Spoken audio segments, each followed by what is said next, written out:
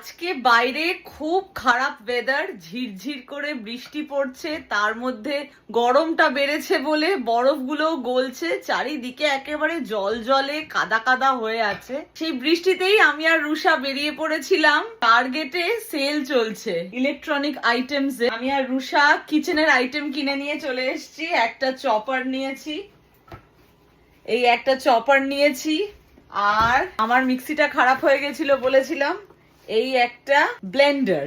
Mixer grinder এরকম আলাদা করে অনেকটাই দাম পড়ে, তাই কিনি না। যখন খারাপ হয় এরকম আর একটা ব্লেন্ডার নিয়ে নি। আর আমার কাছে একটা কফি গ্রাইন্ডার আছে, যেখানে আমি মশলা গুঁড়ো করি। কি কি মশলা বানাই, কিভাবে কি করি, সেটা আরেকদিন অন্য একটা ভিডিও আপনাদের সাথে শেয়ার করব। রাইট নাও খুবই এক্সাইটেড, বাড়িতে নতুন জিনিস এসছে, সেই জন্য রান্না করার কোনো প্ল্যান ছিল না। ডিনারের জন্য ভাত বসিয়ে দিয়েছি, ডিনার করব। ভাবলাম বেশ অনেকটা মোচা ছাড়িয়ে নুন হলুদ দিয়ে সেদ্ধ করে জল ঝরিয়ে রেখেছিলাম, আলুও সেদ্ধ করে ফ্রিজে রেখে দিয়েছিলাম। টেস্ট করতেই হবে, তাই ভাবলাম এখনই মোচার চপের জন্য পুরটা রেডি করে ফেলি। কিরম ভাবে মোচার চপ বানাবো আপনাদের সাথে শেয়ার করি। সিঙ্গেল সার্ভ ব্লেন্ডার, দুটো জার আছে মনে হয়, দেখি।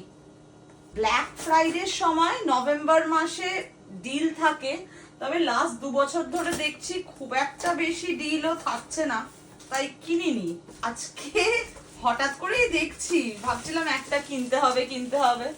না ঠিক আছে, সাইজ আমার জন্য পারফেক্ট। এবার কেমন বাটা হয় সেটা চেক করতে হবে। আমি আগে কোনোদিন হ্যামিল্টন বিচ এই ব্র্যান্ডটা ব্যবহার করিনি। বেলা ছিল একটা, আর একটা ছিল ম্যাজিক বুলেট। ওয়ালমার্টের যে মেন স্টেজ ব্র্যান্ড আছে সেটাও ব্যবহার করেছি, এইটা প্রথমবার। নতুন জিনিস আনপ্যাক করতে তো ভালোই লাগে।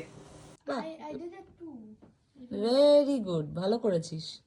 এদিকে রুষা একটা নিজেই একটা প্রজেক্ট নিয়েছে, উনো কার্ড ব্যালেন্স করে চলেছে। ভাতটা হয়ে এসছে, এক্ষুনি নামাবো। আদা, টমেটো আর কাঁচা লঙ্কা নিয়ে নিয়েছি, অল্প একটু জল দিয়ে এবার ব্লেন্ড করে নেব।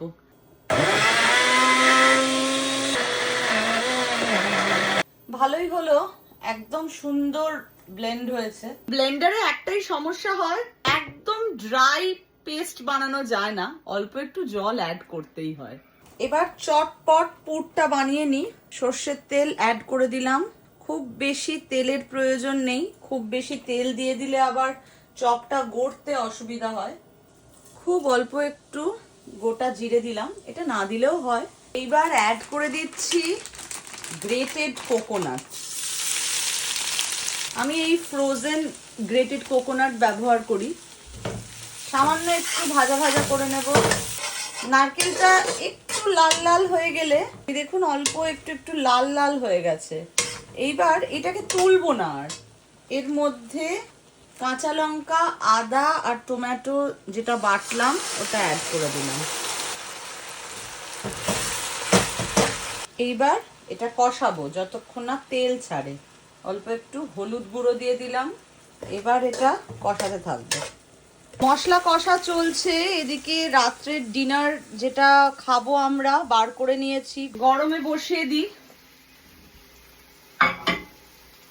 পুর বানাতে বানাতে প্যারালালি ডিনারটাও হয়ে যাবে। এই জন্যই আমি রান্নাটা করে রাখি উইকেন্ডে যতটা পারি। এই উইকেন্ডে খুব যে মেগা রান্না করেছি তা না, আপনাদের সাথে তাই শেয়ার করা হয়নি, আসলে ভিডিও বানানো হয়নি। অনেক দিন পর আজকে এরকম মোচার চপ বানাবো। মোচার চপ বা কোপ্তা কারি অনেক বছর হয়ে গেছে বানানো হয়নি। মোচা আনলেই মোচা কেটে চট জলদি মোচার তরকারি বানিয়ে ফেলি বা মোচার ঘন্ট করে ফেলি। নারকেল দিয়ে দেওয়ার পর খুব লক্ষ্য রাখতে হয়, তলাটা ধরে যেতে পারে, তাই কন্টিনিউয়াস নাড়তে হবে। কিন্তু মশলাটা শুকিয়ে এসছে আর আদার কাঁচা গন্ধটা চলে গেছে। এইবার গুঁড়ো মশলা অ্যাড করব। একটু লাল লাল করার জন্য অল্প একটু কাশ্মীরি রেড চিলি পাউডার দিলাম, জিরে গুঁড়ো দিচ্ছি, সামান্য একটু ধনে গুঁড়ো দিলাম। জিরে গুঁড়োর পরিমাণটা একটু বেশি দিলাম ধনে গুঁড়োর থেকে। এবার মিশিয়ে নেব। মিক্সির বাটি ধোয়া জল দিয়ে দেব, গুঁড়ো মশলাটা যাতে পুড়ে না যায়, তাই মিক্সির বাটি ধোয়া জল দিলাম। এবার আবারও গুঁড়ো মশলাটা কষবে কিছুক্ষণ। রান্নার ফাঁকে ফাঁকে রাত্রের ডিনারটাও বেড়ে নিলাম। মাছের ঝোল, ভাত, শসা আর লাউয়ের তরকারি।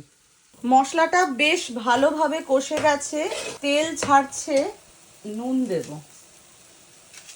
আমার কাছে কিছু ড্রাই রোস্টেড পিনাট আছে, সেটাও অ্যাড করলাম।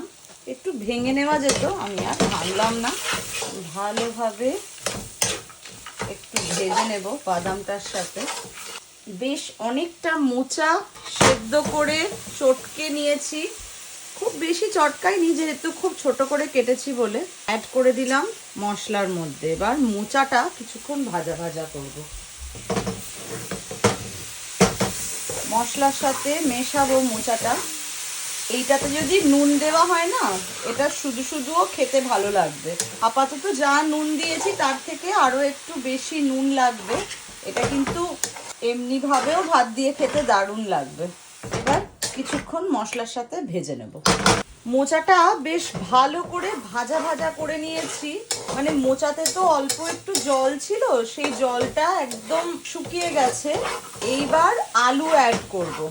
তো আলুটা অ্যাড করার আগে চিনি দেব। নুন মিষ্টির ব্যালেন্সটা দেখে নিতে হবে। আমি একটা ভাজা মশলা বানিয়ে রাখি, মানে নর্মাল জিরে ধনে ভাজা নয়, এটা বলতে পারেন শাহি ভাজা মশলা। কিভাবে বানাই অন্য কোনো দিন এই মশলাটা শেয়ার করব। মশলাটা অ্যাড করে মিশিয়ে নিলাম। যখন মোচা সেদ্ধ করে রেখেছিলাম সেখানেই কিছু আলু একসাথে সেদ্ধ করে নিয়েছিলাম। পুরোটা দেব না, বড় বড় 3টে আলু দিয়েছিলাম। দেখি পুরোটা যদি লাগে দেব, আর নয়তো যতটা লাগবে বাইন্ডিং এর জন্য ততটাই দেব। কারণ মোচার চপ তো, আলুর পরিমাণ মোচার থেকে বেশি হয়ে গেলে তাহলে আর মোচার চপের কোনো মানে নেই। মেশাতে থাকি এবার। এটা একটু সময় সাপেক্ষ কাজ, ধৈর্য ধরে মোচার সাথে আলুটা মেশাতে হবে। আর একটু ভাবছি আলু দেব। একদম ভালোভাবে এবার এটাকে শুকিয়ে নিতে হবে, তাহলেই হয়ে যাবে। রেডি হয়ে গেল চপের পুর। এবার চপটা ঠান্ডা হলে তারপরে এটাকে গড়ে নেব, তাহলেই কাজ হয়ে যাবে। চপ গড়া আর কি দেখাবো, অনেকবারই দেখিয়েছি, অন্য কোনো দিন দেখাবো। আপাতত এই গ্যাসের ফ্লেমটা বন্ধ করলাম, এটা ঠান্ডা হতে দেব, তারপরে চপের আকারে গড়ে নেব, কোটটা করে নেব।